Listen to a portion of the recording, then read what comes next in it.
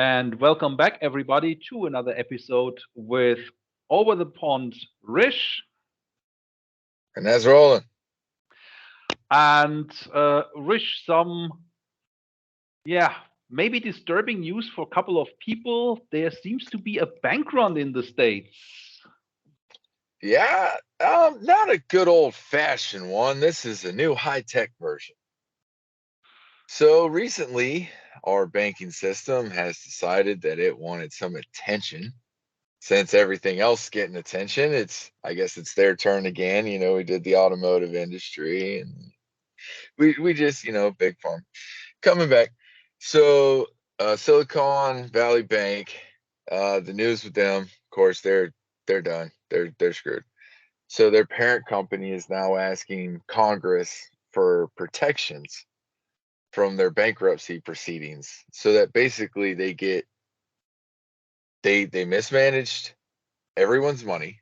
They're going to lose everyone's money. The government's going to pay for everybody's deposits under the FDIC, and then an extension to cover more than the FDIC was ever meant to cover, which was only 250,000 per personal account. And now they're covering people who kept all their money at the same bank, and I mean just millions, tens of millions in one single account. And we're going to insure it, even though that's, money market guy, like all the finance. That's not how you keep money. But here we go, bailing. I'm not sad that we're bailing out the people, but it's messed up that the executives of the bank invested heavily in tech, and they didn't diversify. They put all this basically venture capital, cheap capital out for all these people to get rich on. And when they didn't hit, they just didn't hit. But all these other people were hitting so good, it covered their losses. And then the sector where they had all their money camped out, so sector tanked, and then they're leaving everybody with the bill. But then they had unwise bank members as well, because they were not storing their money in the most gainful way to have it work for you. But I mean, they're getting their bailout, but it's going down the line. So then what was it, Signature Bank? Let's see. Yeah, that Yeah, was the next Signature one. Bank. That one just had a real good run go down on it. But it's Biden's asking for higher penalties, and with the banks, one of the biggest problems is obviously this was foreseen. Well, the people who own the shares of these banks, the stocks, they the guys who knew what was going to happen sold all their stock. So they didn't lose any money. The people who literally were the leadership team that mismanaged the funds and had a bank failure, leading onto a bank run of other banks that were in the same, you know, investment sector that they were, where they were overly invested in this one sector. And now they're all screwed. But it's not the guys who made the decisions who are screwed. They're good. They sold their stock months ago. Yeah, they took a loss, but they didn't When lose it I look, all. when I look at the whole situation, I have to say right now I can't see the bigger picture yet. But picking up on that, when you look behind the screen and when you start reading the kind of stuff what went down step by step, me as a banker, just as much as you said, don't put all your eggs in one basket. And the problem seems to be that with Silicon Valley Bank, first of all, their clientele was, as you rightfully said, mainly executives and the tech sector, venture capital, highly risky. Oh So yeah. basically, Right. what's happening is you are throwing money out scattershot. Of course, you do your analysis, but most of your, well, let's say half of your deals ending up as a write-off in one way or the other. The remainder, some of them are making their money worth, but in order to show the returns that you would want and that you would need as such a bank, one or two out of these 100 investments that you make need to hit it really big. Problem one. Secondly, those executives that did their business their financial business with Silicon Valley, as also Signature Bank. Signature Bank is a little bit different, but Silicon Valley Bank was very heavily on the entrepreneurial sector. The problem with It that was is Signature, Silicon Valley, and First Republic.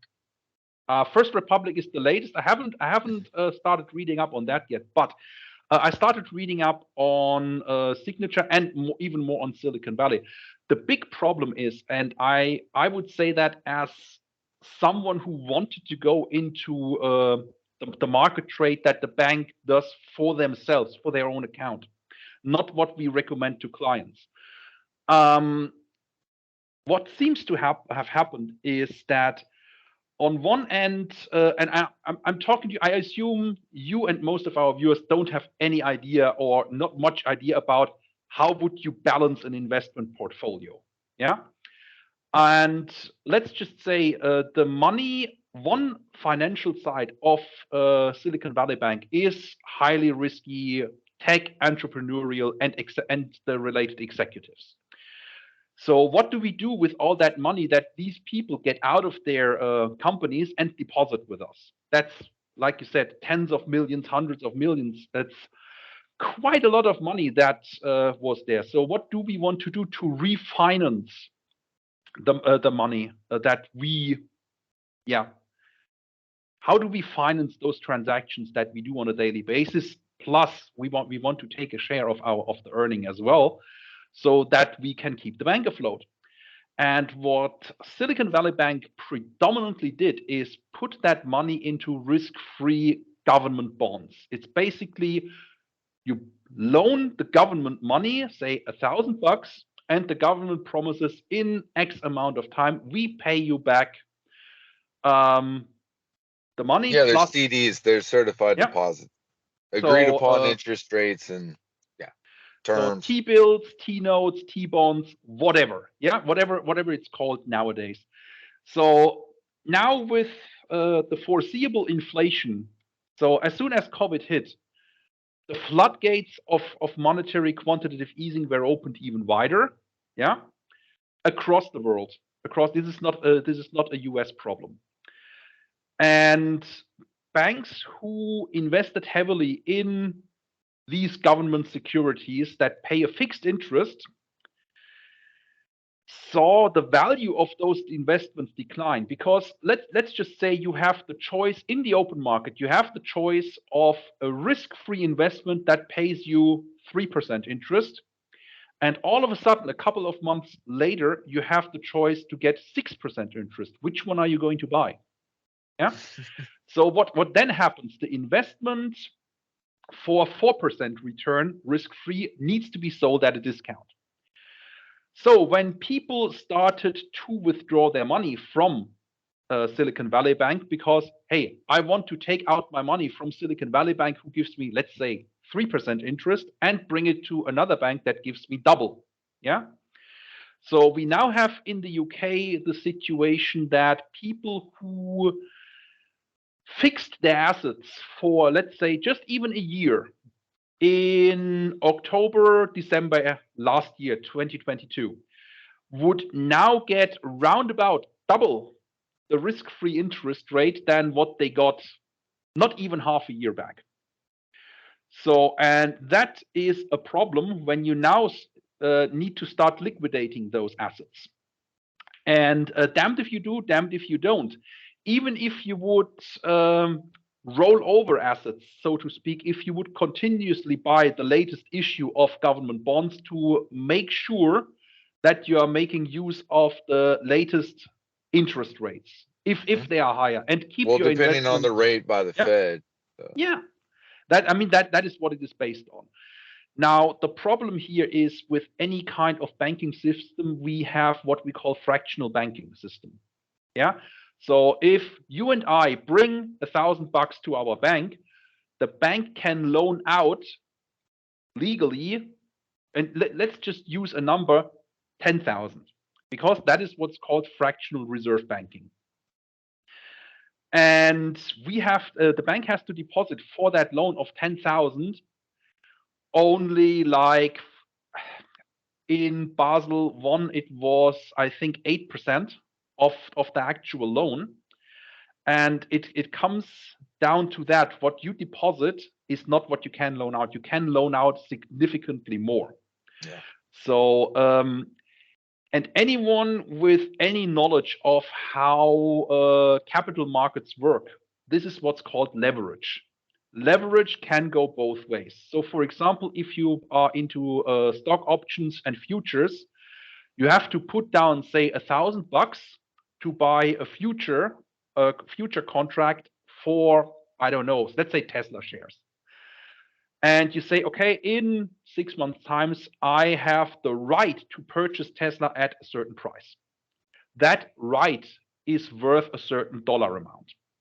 Now, let's say the Tesla share price goes up, then that right to buy it at the agreed price will be worth much more.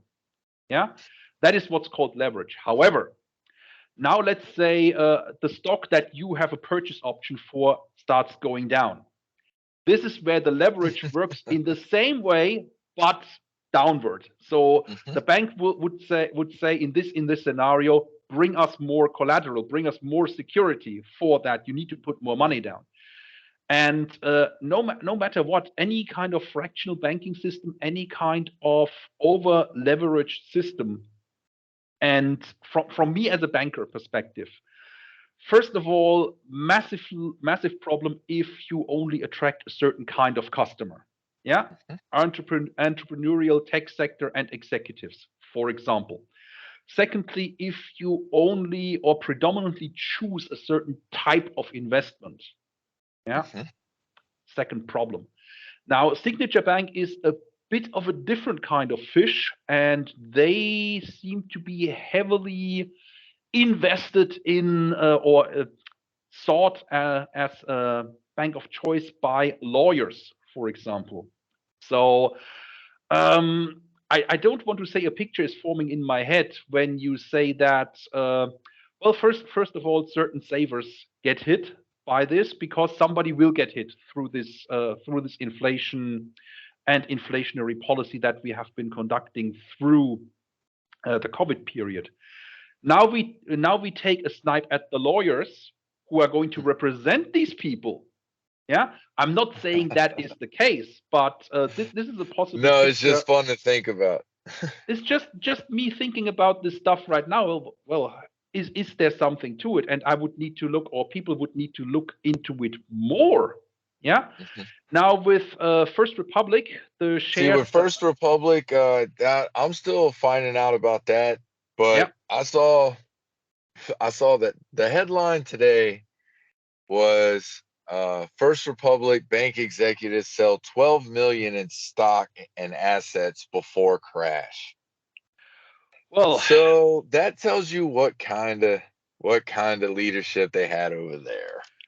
Well, we have a saying about this kind of action, and the headlines today over here is first of all it was about First Republic, shares tanking 60%. I mean, when do shares go down 60%? Yeah, during a crash.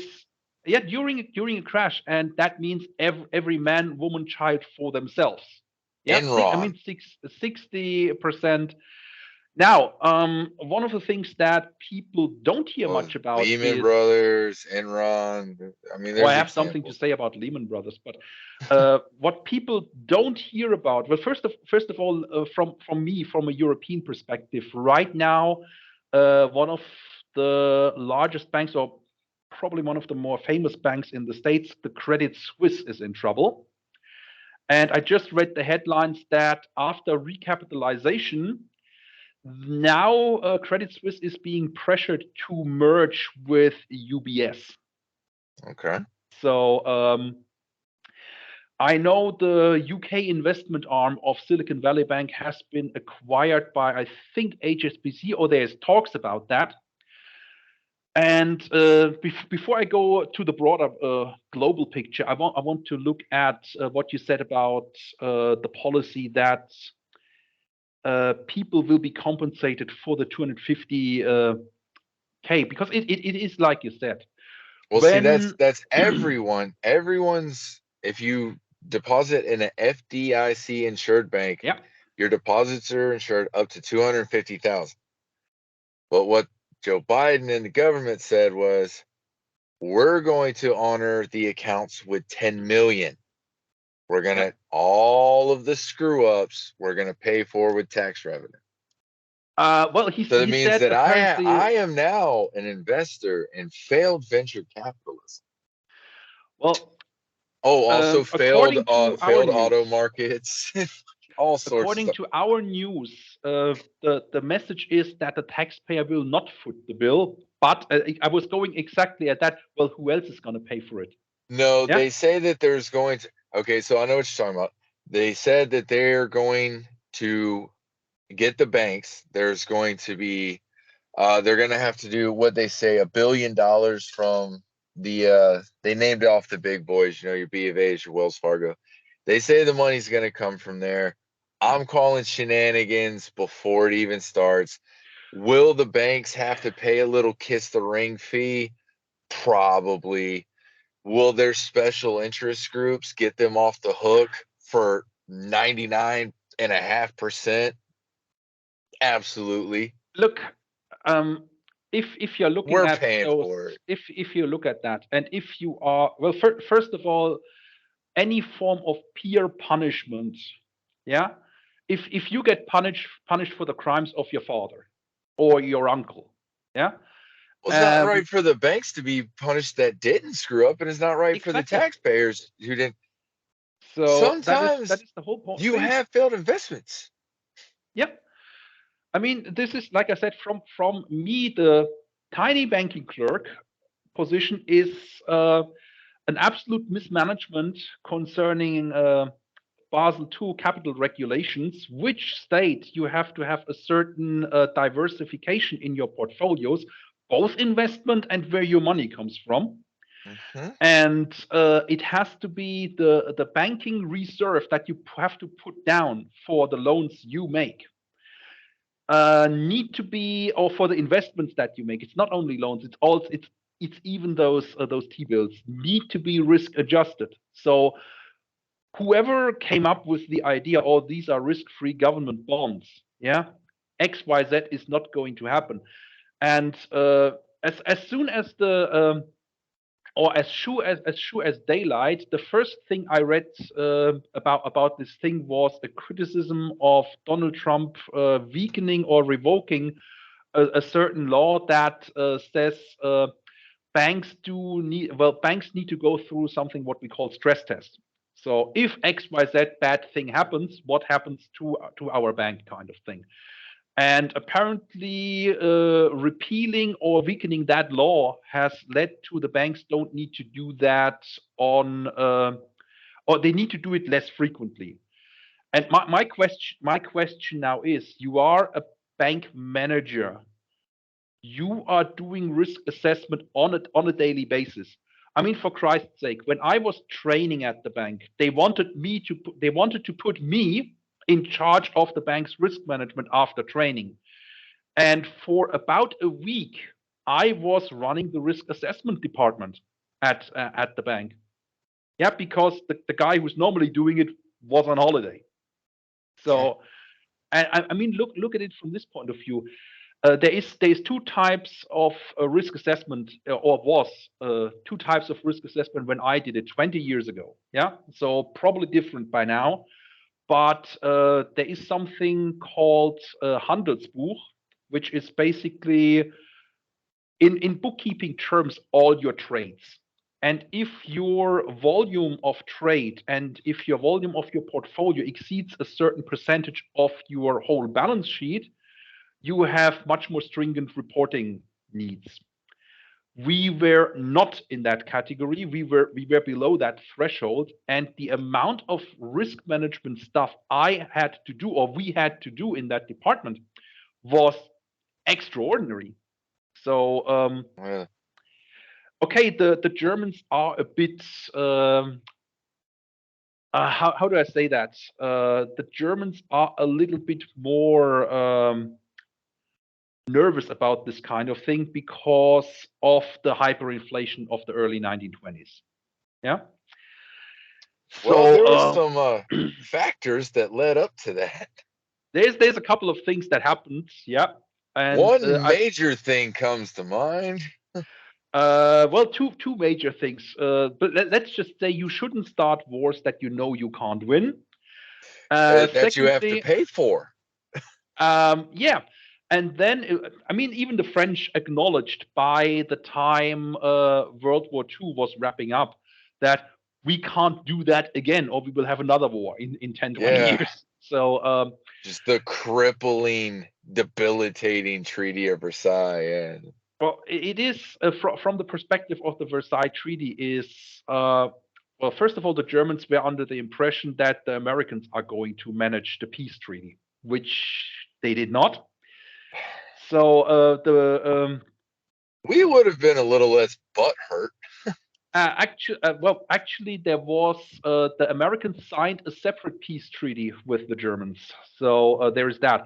But on the issue of that, um, the Versailles Treaty essentially crippled German industry, and it was at the beginning, it was quite difficult to regain that momentum for the German industry.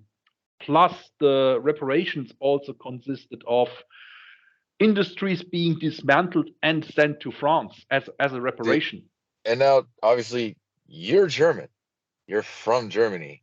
Yeah. As an American, we were taught, because my age, I'm 37. So by the time the history books I read, we were also taught that the treaty had stripped you of your national identity and sense of pride,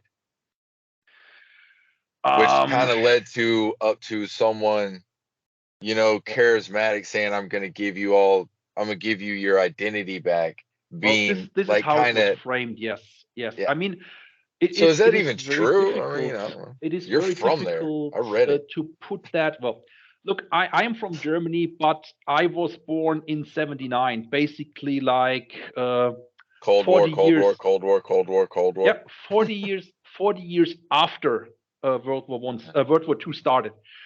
And I'm looking at it and I'm saying, what the fuck's your problem? Yeah. Um, but looking at that, the problem with that equation or with the Germans is that the war was not in Germany. There was absolutely zero destruction in Germany. So basically, what the Germans saw with their own eyes was our army is leaving for war. Our army is coming back. We are not defeated. Why are we blamed for the war?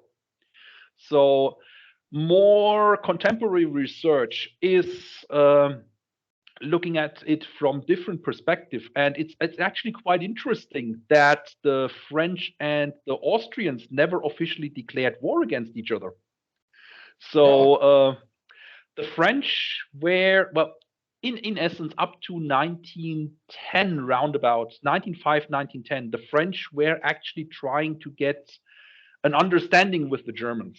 Yeah, and things worked out really, really well up until that point. Then is the British perspective of, well, the Germans are up and coming. They have essentially overtaken us as the industrial leader in the world, and we don't like that. Now, if we allow them, um, uh, yeah, that's a good idea. If we allow the Germans to continue that and grow their army, especially their fleet, they will rival us at a global level. So can't have that. So the conflict was initially quite welcome by everybody. Yeah. Oh, I like a So famous port. Well, the German Navy was never bested at sea, to which replied, "It has but to leave port." well, that is one thing. The Let's just say the strategic vision No, everyone was hated the completely German wrong. Navy. They were begging, "Come out and play. We will destroy all of our ships to destroy yours, Well, and then start that is the rebuilding." thing. That is the thing. We built a huge navy. the Germans built a huge navy, which contributed to that resentment Yeah. of the British. No And favorites. we were never going to be able to challenge the Royal Navy's command of the sea.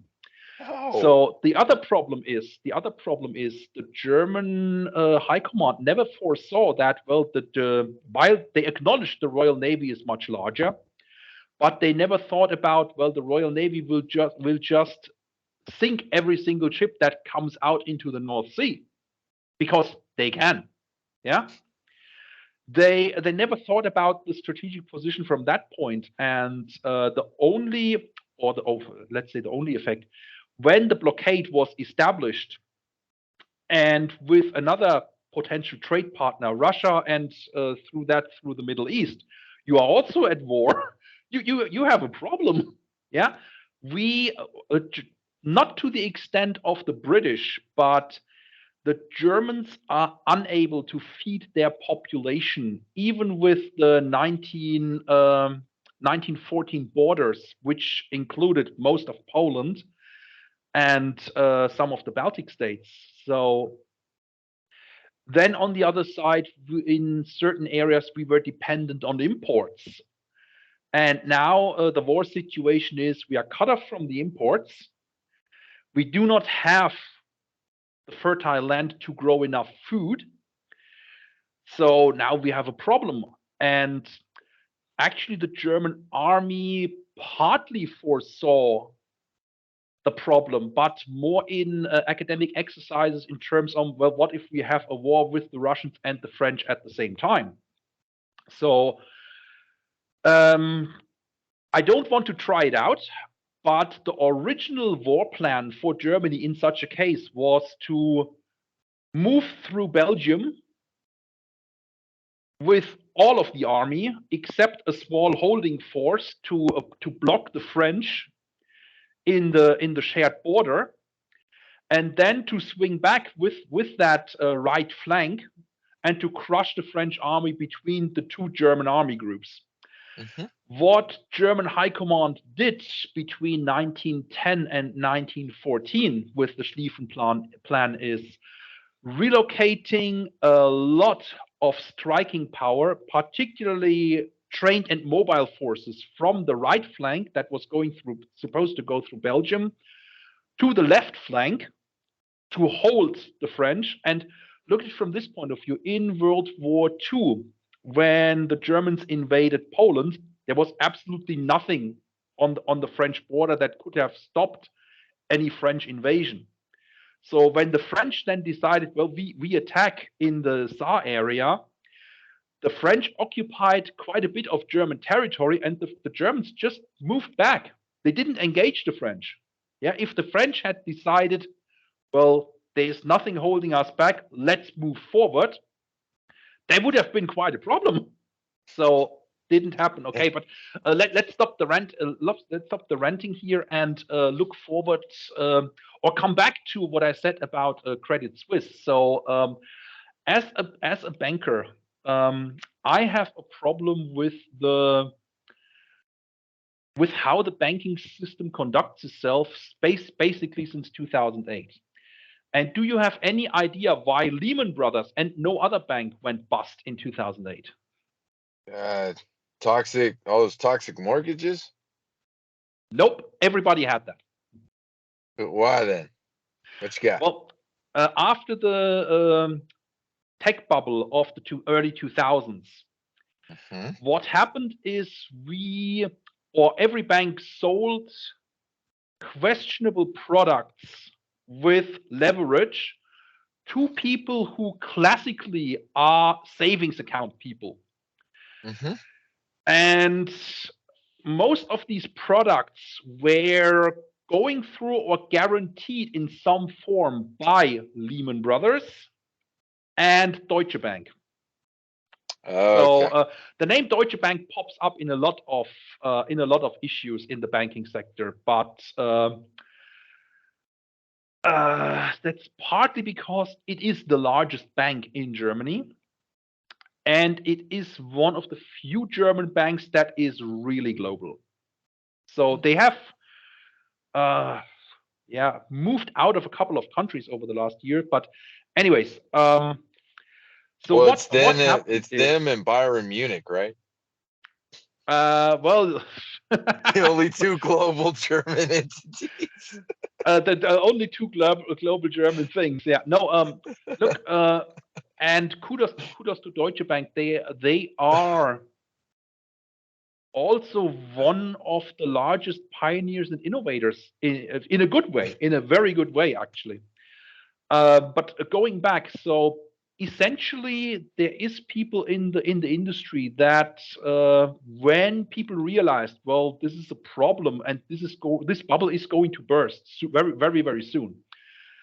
That Lehman Brothers was chosen, number one, as an example. Yes, it can happen to one of the oldest banks, like Barings Bank went bust a couple of years before that for, yeah, essentially the same reasons of over leveraging their portfolio. And the other reason was, since a lot of these products that Lehman Brothers had were sold via Deutsche Bank, for example, to savers in Europe, it was a nice way to say, well, we are screwed, let's screw the others as well. So the exposure towards Europe was the highest in Lehman Brothers. So minimize fallout on one side, maximize it on the other. So, Yeah. and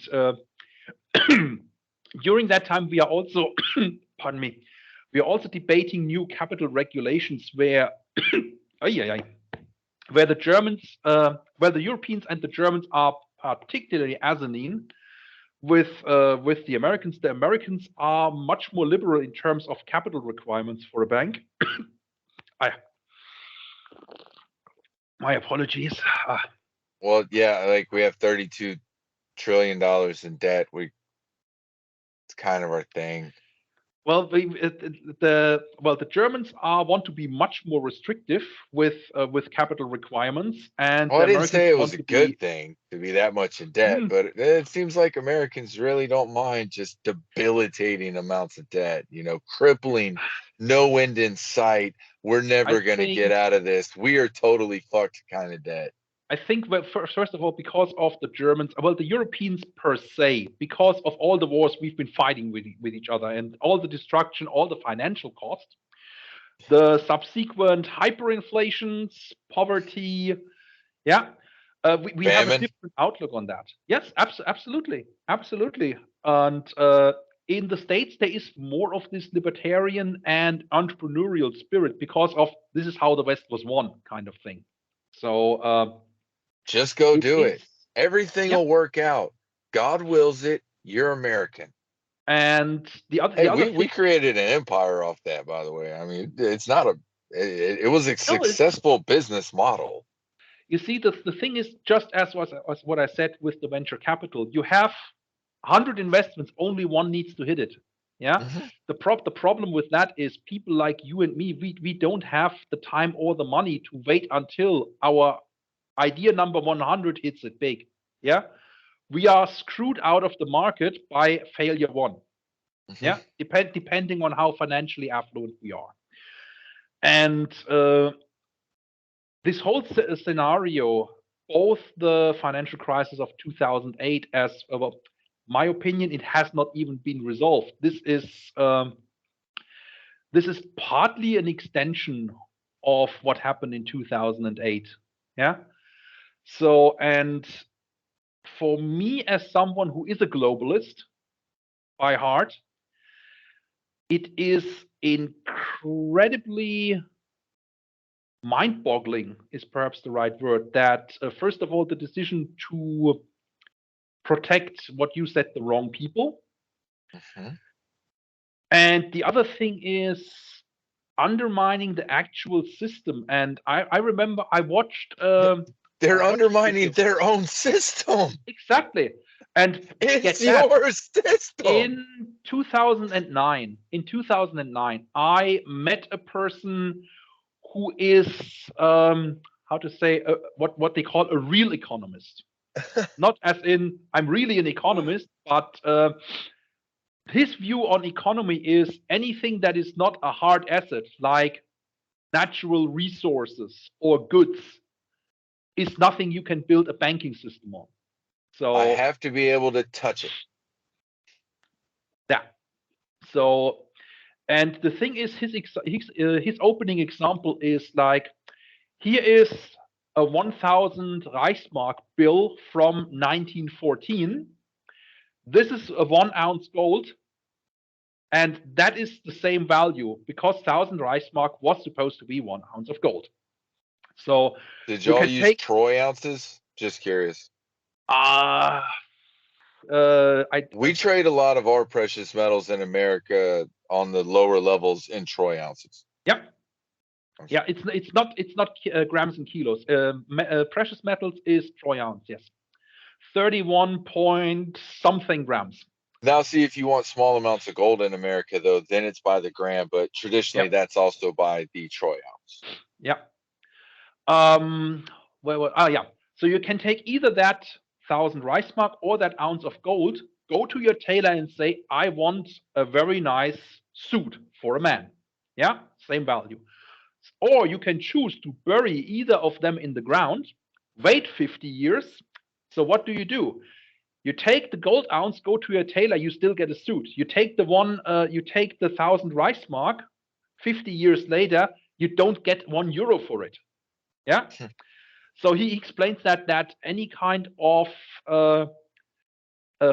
fiat money or fiat economy is based on mutual assurance and trust, and that trust can erode over time.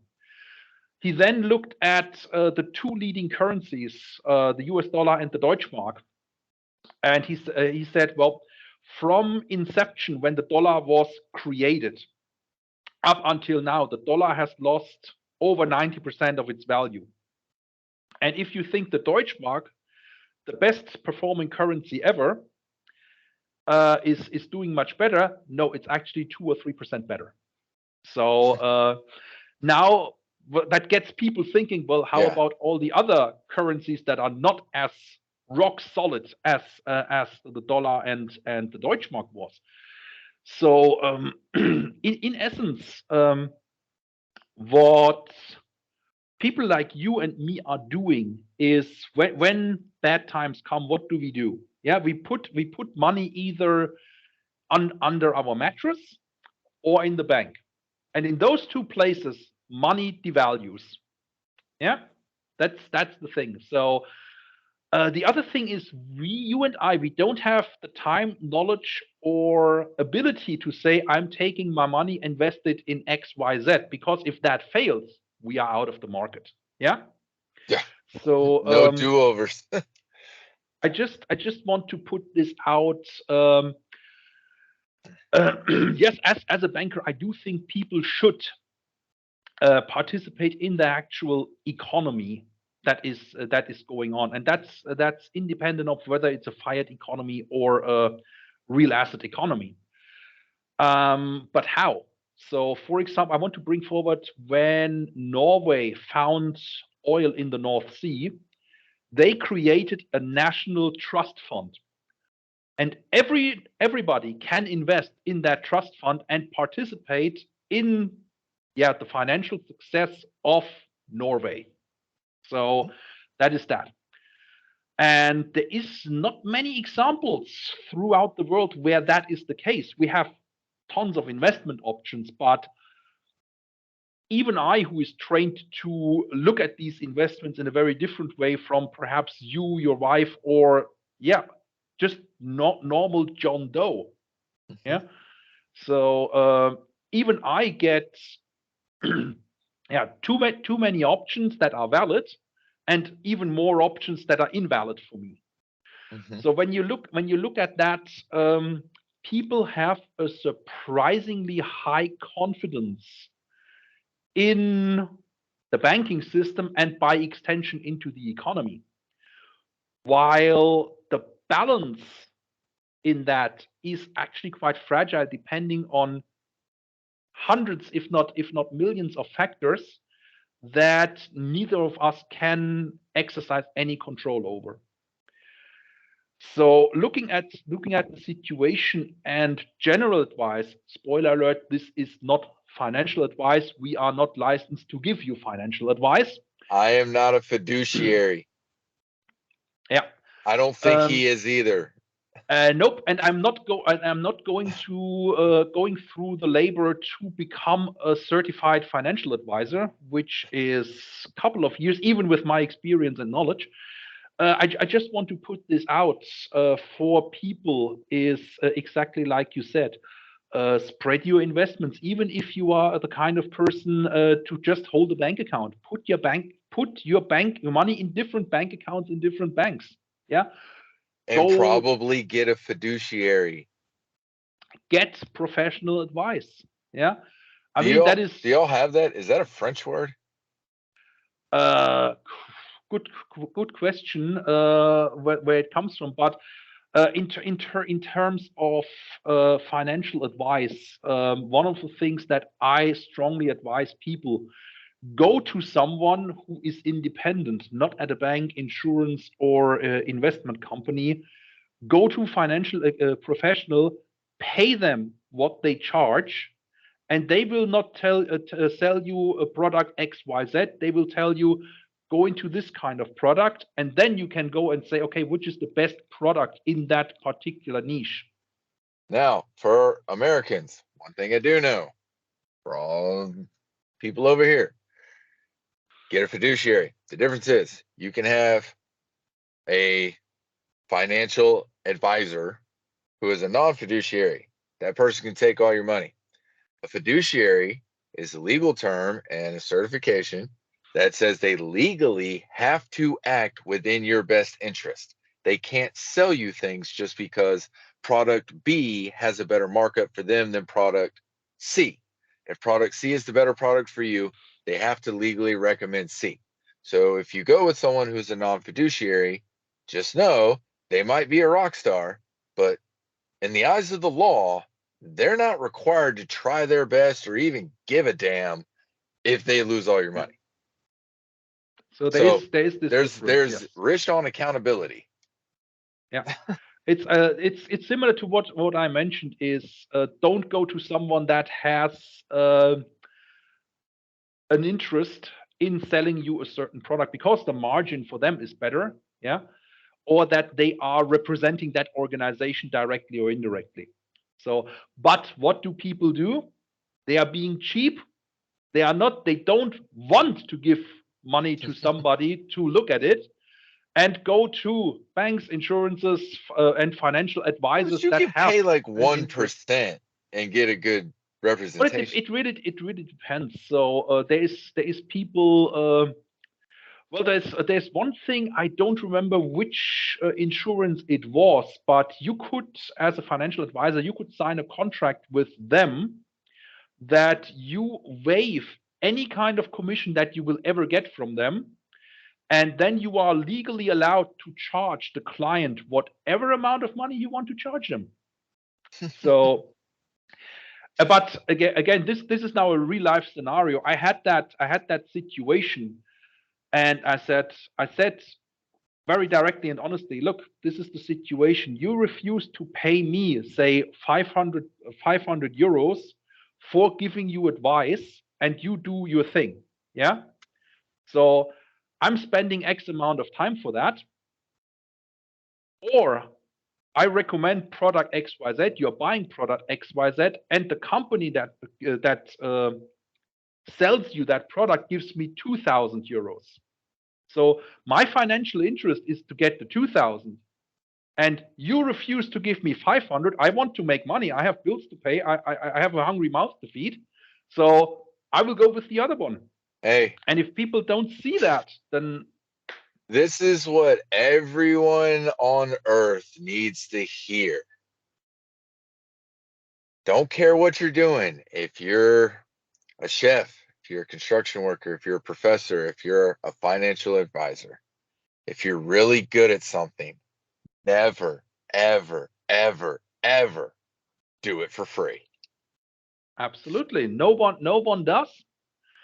And that's just how the world works. But I think that is a good place to take a break and to look forward to the next one.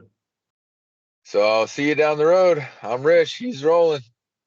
And we will see you soon.